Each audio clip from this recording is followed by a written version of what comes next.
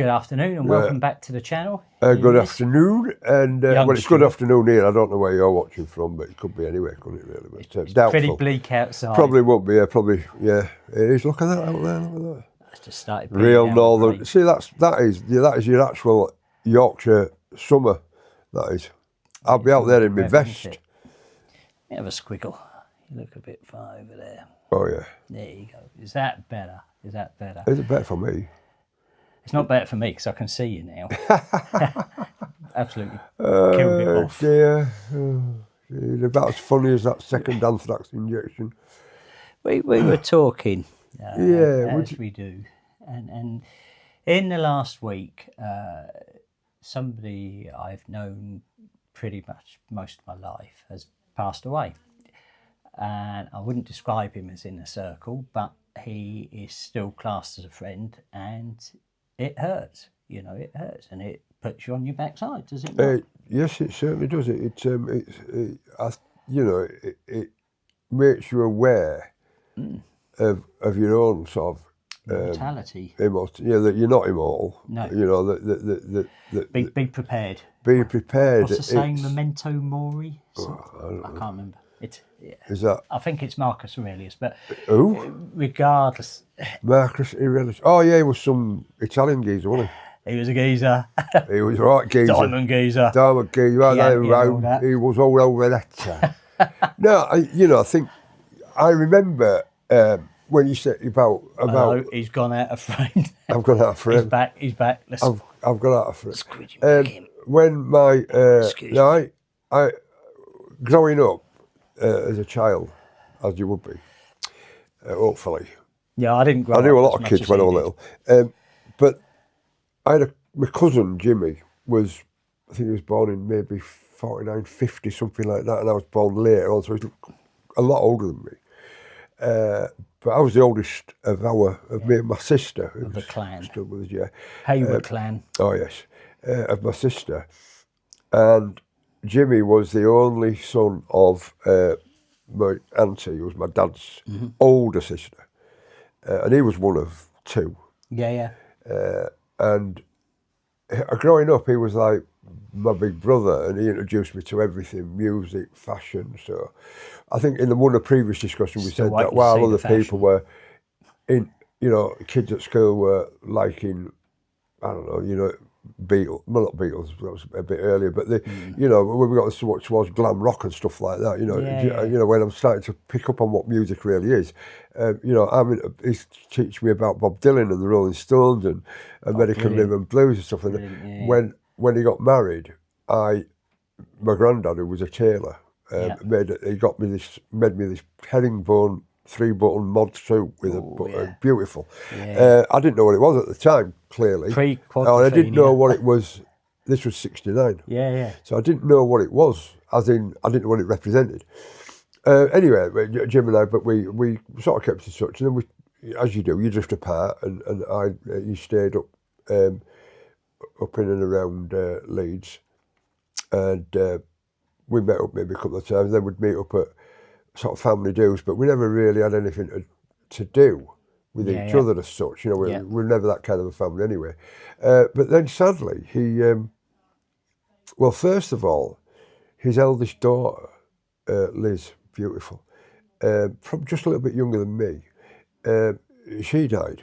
I've no idea. I know she went into hospital and she was ill, and she clearly, and she died. Wasn't just and a then day trip. A few weeks later, I got a phone call. We weren't living here then, up in the Fens. We were still down out near Elstree, Boreham Wood, and I got a phone call one night, and it was like my mum just rang me up and she said,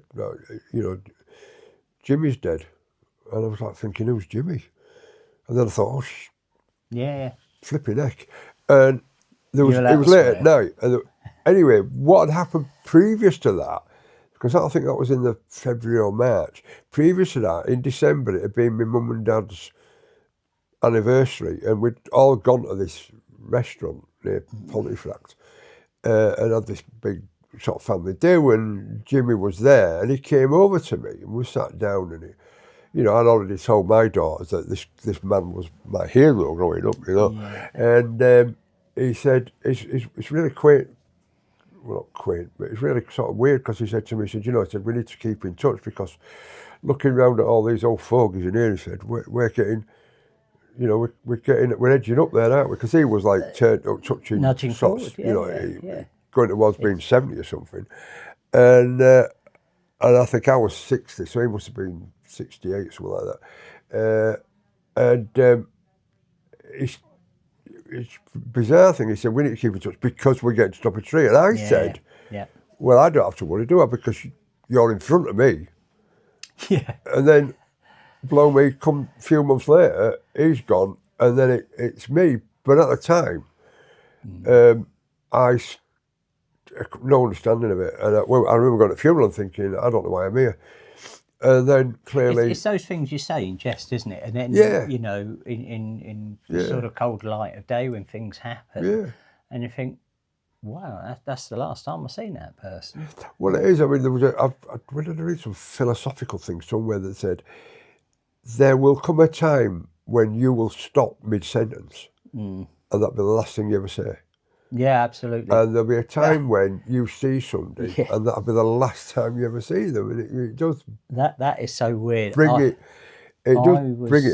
On the phone. No, you're right. I was on the phone to my granddad, and he was in his 90s, and he was talking to me about mobile phones. This is a few years back now, when they're sort of first coming about, and he was asking me about mobile phones. Well, I'm about as tech savvy as a cucumber or something. Yeah, I've got no idea.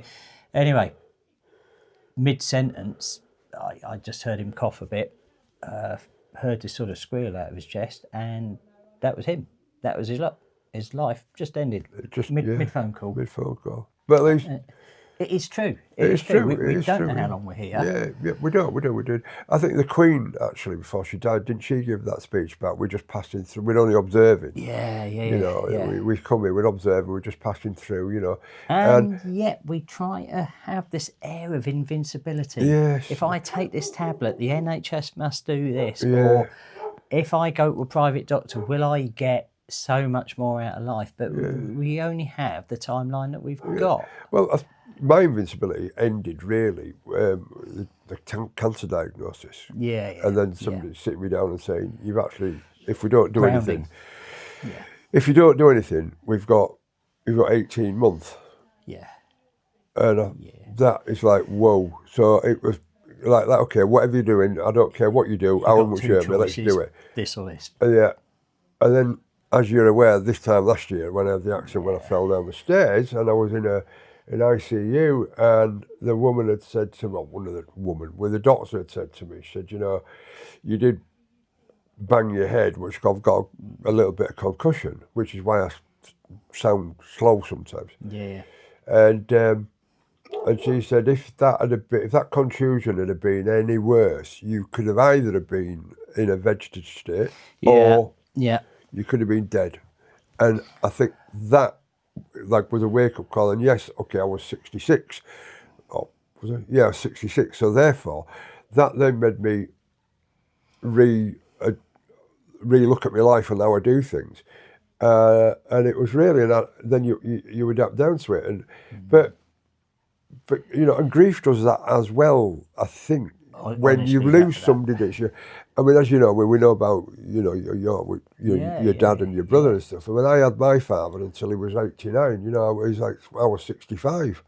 That was, to lose him, I'd had him that long. And if you remember, we used to have discussions in the pub, didn't we, with all the other lads. I know who'd been talking about it, and it was like, it doesn't get any easier the older you are. But all of it was that how you get round it to realise that my mum's very old-fashioned in her ways, and she said to me really nice. Hey? Really nice, your mum. Barking mad. As a frog, fish, whatever. Anyway, she said to me after the funeral, and she said, you're Mr. Hayward now. And I went, what do you mean? I've always been Mr. Hayward. She said, no. She said, I've always been you know, Mrs. Alice here, Yeah, whatever. She, yeah. but now she said, you are the, and I thought that's a quaint thing to say, and it's again, it's another nail. Nail in your coffin, isn't it? That you, sorry to speak it like that, You but stepped up to the you head of the stepped up, family, and all of a sudden you get in there, and then well, that's where I am with my clan of one. you're kind of one, yeah. And this is where we started this whole channel. Was Stu to me is You like, say, Grandad, I'm going to knock you out. no, like Dad as a guiding light and a best mate, and when I'm an absolute arse, he will, well, like you did in Ypres, you'll stick pizza in your hair and say, I'll see you at 9:30 in the morning for coffee. Listen, Yeah. there is no way, once you rang me up and said, I'm going home at midnight, I was trying to get a helicopter home from Ypres. there is no way you're going to get an helicopter. Well, it wouldn't have been able to land anyway. No. And one, and two, you can't fly. I did get stuck on the hotel roof though, but that's All I said was, yeah, right, well, I'll see you in the morning. Yeah. And then one'd wake up with thinking, oh, what was that pizza doing up there? Yeah. No, I think grief does, you know, the grief does affect you. You know, like we had that thing in the village, haven't we, so far, you know, when people have gone, oh, so. You might have not anything to do with them, but it's like another loss. And you notice, it feels like, you know those machines at the penny arcade, the penny shove, and it feels like you're ever shoving forward but then every so often somebody gets flicked over the edge. And I mean that respectfully, by the way. Yeah, it's because I'm a member of my regimental association.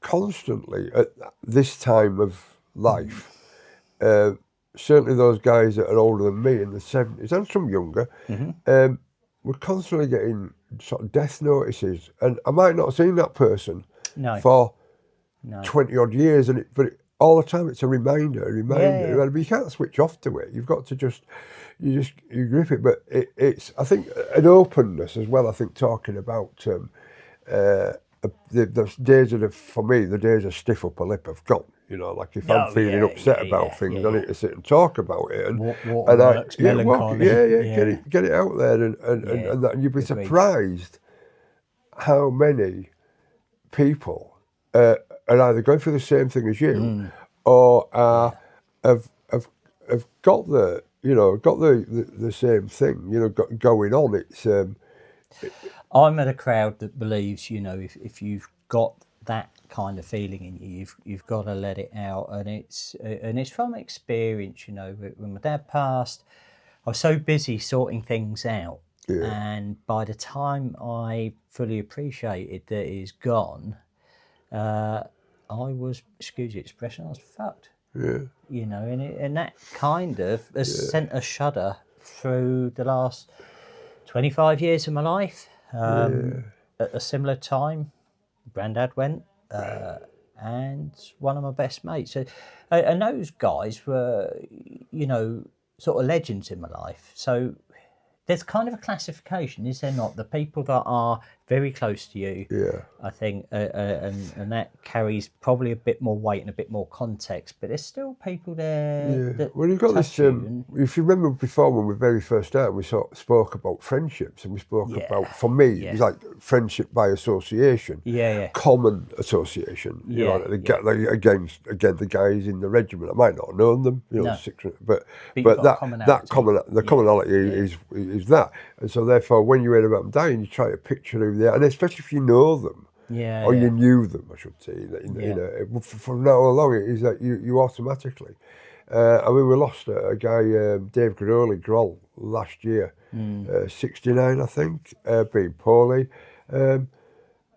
You know, we were in the same platoon, and I remember going out with him, and you know, I'd have been 18, so he'd have been 20. And that, you know, even though that probably only last, you know, we only saw each other, probably knew each other for that 3 years, in respect of what going on, doing other stuff and whatever, but that always stuck with me, and you immediately go back to that.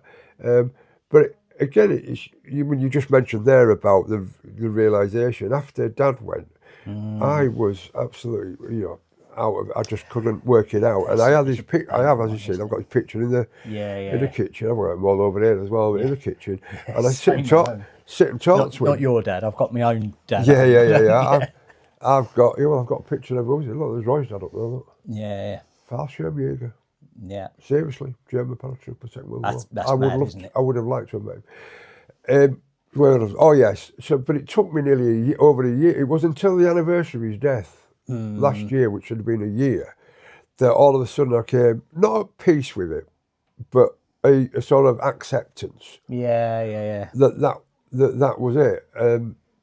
Because all the time I was saying, why have you left me? Why, Yeah, it's a weird feeling. it's a weird that one, feeling, isn't it? Yeah, It's like you've always been there.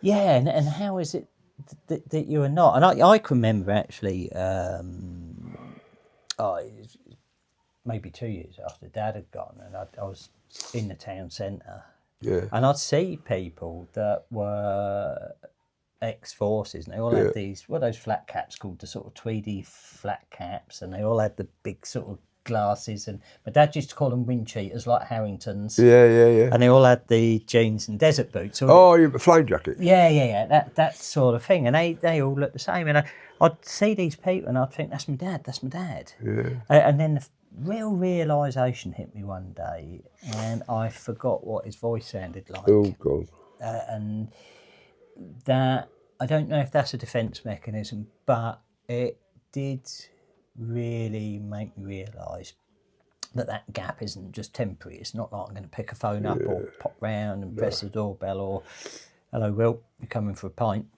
It just wasn't going to happen again. But it's part of the processing. And grief process. Yeah, it's and I think people handle it in different ways. I know somebody who lost their dad same time, funny enough, as my dad going, and it took her about 10 years to acknowledge that. So it's quite a heavy subject. It is a heavy subject, but you've got to look at it sort of pragmatically in respect of it's the only certain thing in life. That's going to happen, and it's how you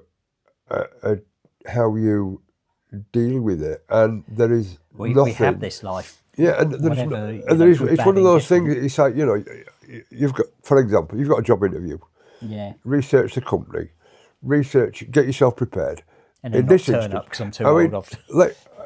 Without going too much in, but like, for example, your mum, losing her twice, really. The Alzheimer's and all that, and having to prepare for what is inevitably going to happen. Yeah. But not being prepared. Yeah, it's kind of a weird one. It's how do you... Watching somebody depixelate. Yeah.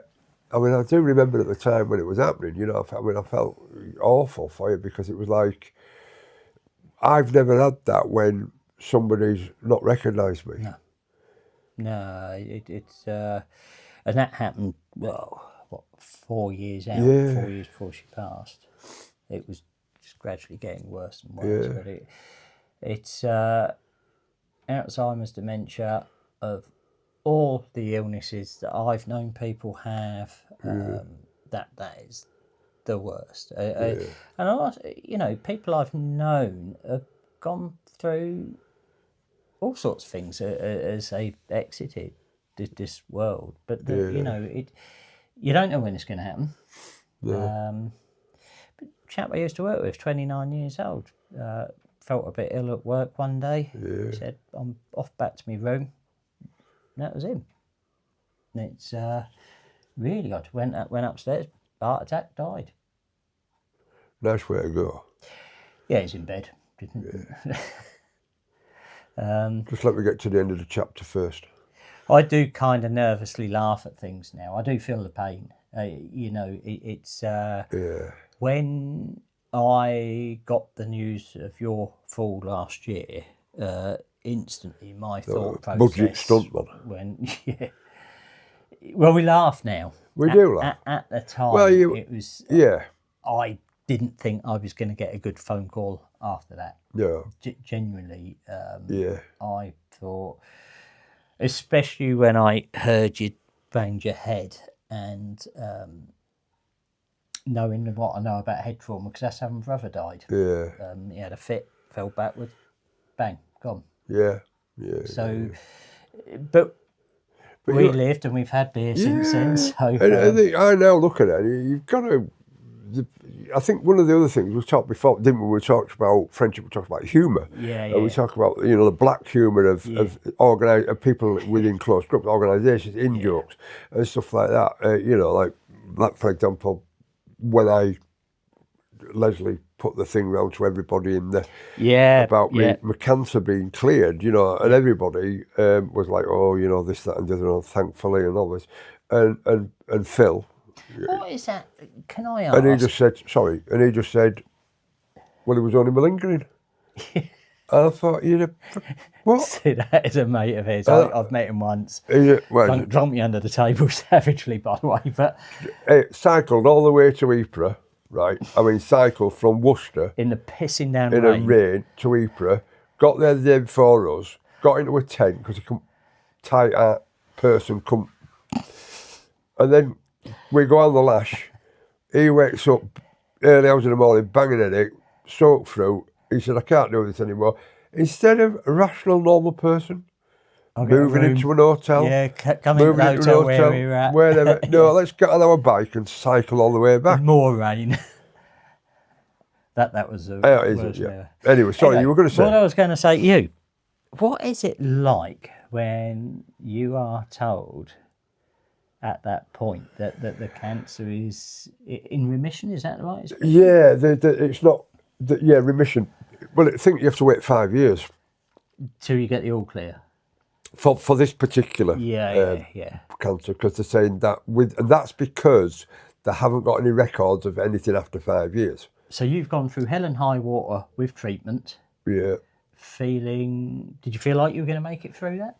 There was one night, I must admit, there was one night when I was in the, you start, because I'd lost so much weight, because they feed you through a tube, and it's really weird being sick with something that you haven't eaten.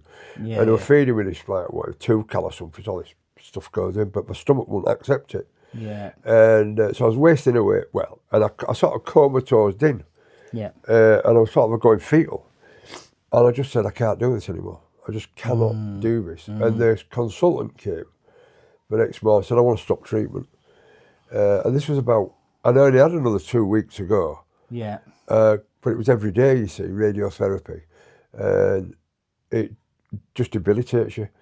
And I remember the consultant coming and saying, that we can stop if you want. I can't force you. However, the recovery from now to feeling better is as long as recovery if we keep going. The only difference being is I can't guarantee that at the end, if we stop now, that we'll have beaten it. Yeah. However, if we do this 6 weeks, the whole 6 weeks, we will have given you every chance, and surely they had. And that's when she said, well, how long do you think you've got after that? Then she said, I don't know, probably, I should have ballpark figure if it's back. So in you at that point thinking, I want to stop. Yeah. Did you? I never thought about anybody else but me. Well, you're kind of in your own zone, aren't you?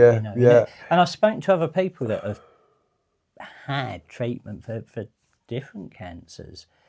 And they said the same thing. And it's kind of weird because Dad had myeloma and he refused everything. But then, he was generation before yourself. Yeah. And they're hard as old boots. I think we know a bit more now. Yes, we do. So, but I can't imagine what it's like lying in that bed thinking, fuck, I don't see a way out of this. No.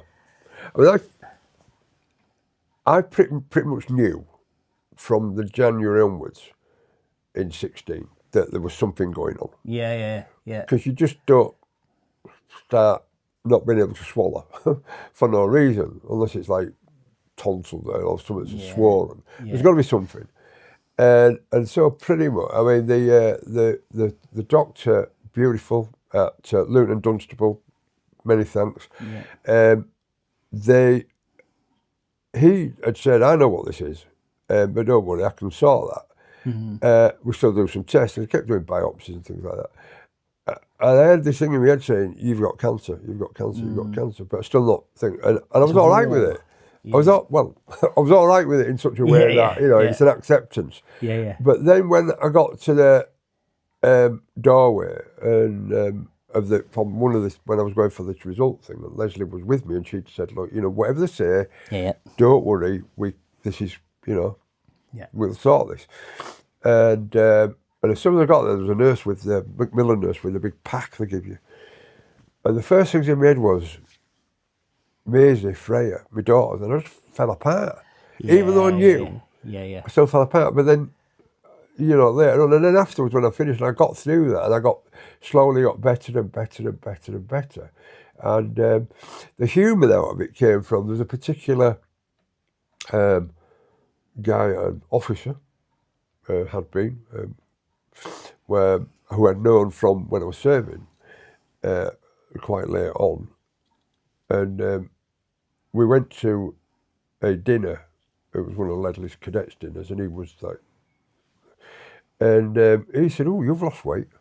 Yeah. And I just said, "Well, that's cancer for you." And walked off. And watched his face drop. And I thought, was that nasty? Yes, it probably was, but it was just like stage that day, sir.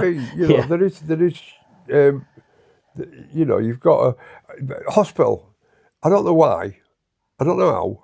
Every time I was in ICU, every time they come, they go like, check you, like, for you. Can I be name and date of birth? And I was there, I just went, Laura Koonsberg. And this nurse went, what? And the other thing was pagan, wasn't it? Do you remember? I put a thing on there. What's your religion, pagan? And because I was smashed out of my face on drugs or whatever. And he said, what do you like to be called? And all this. And I said, my dad used to call me Lad. He said, what? I said, well, he never said my name. He's just going, "It's Lad coming." I like Lad. And that was, and so they come and see me, and it was on the board, it said, Lad, and pagan, and Los come. One of our other friends came, and he lovely. And he come, he went, pagan. And we were in here once, and he said, "You're not a pagan." So I whipped out my card and went, "Here, look at that, Federation." It's not about running around, and sadly I found out, it's not about running around naked in a forest with newborn young ladies. They're all hairy, bearded, and ladies. No, it's not. It's a different thing, but no, it's not what we do live in the Fens. We do live in the Fens. Our marriage guidance council is called Related. Well, they are, aren't they, around here? Web feed. I'll not repeat. I think like getting back on the track with it, because we do drift off, don't we? I think grief is something that everybody handles differently. There is no preparation for it. No. We always say brace yourself or prepare yourself. No, you can't. You can't. You can't. You can't. You just got to deal with that as it is. But you find it in you. Is there a good way to go? And I think not. I think however you check out of this life is the way you go. Yeah, I mean, let's be honest. There's no dress rehearsal. No, this is it, isn't it? And it's Stuart's just imparted a story about his cancer treatment. How lucky am I that I got to meet him after it, and the stories we can recount. And that's only your opinion. It's biased, and he's bigger than me. No, I'm not. But it humbles you, I think. There are lots of things. A lot of things do of when you watch people go. There's always somebody worse off than you.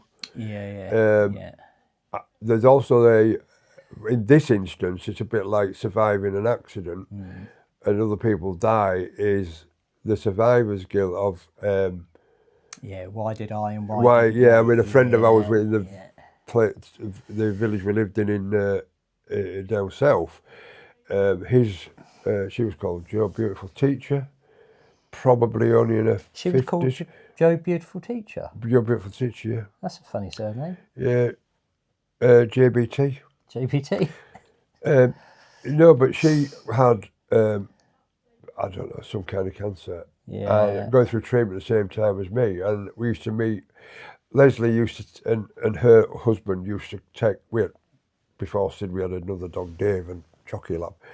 And they used to take him out in the morning and just discuss about, and just like not bounce off each other in the biblical sense, but just bounce ideas off and what was doing. And that was her sort of therapy for how to deal with it. And he was doing the same. And then she passed away through it, and I didn't. And it was when I went into the pub afterwards, when we saw him, I felt really guilty. Do you know? You are an English oak. Are you not? You're an English oak. Oak? Yeah, oak, yeah. You never heard that expression. Well, yeah, but it's a tree. Shield and sword is an English oak. Oh, yeah. Oh, that kind of. Yeah. I thought you meant like old English oak, like chopped ham in a tin. Not like a cask. You're a fine cask ale. I found cask ale. Speaking It of would which. be, actually, I think. Eh? I think you would be. What, we're good ale? Fruity and full of charm. Yeah. Anyway, shall we... Back at the ranch. Back at the branch. Are we off ski? Yeah. Let's. Thank you. Do it. Very Thank you much so for much. watching. And if this has resonated with you, please like if you need to chat to us or anything like that. Subscribe. And certainly, if there's anything being mentioned today that you it's upset you in any way, or it's it's made you think about your own where you are in situation. Life. Yeah. Please, there are plenty of people out there that you can get to talk to. Going to therapy doesn't make you, or not therapy, but going and speaking to somebody doesn't make you any less of a person. In fact, as I found out, it helps just chatting to people. Yeah. NHS 111. Adios. That was button now. brilliant.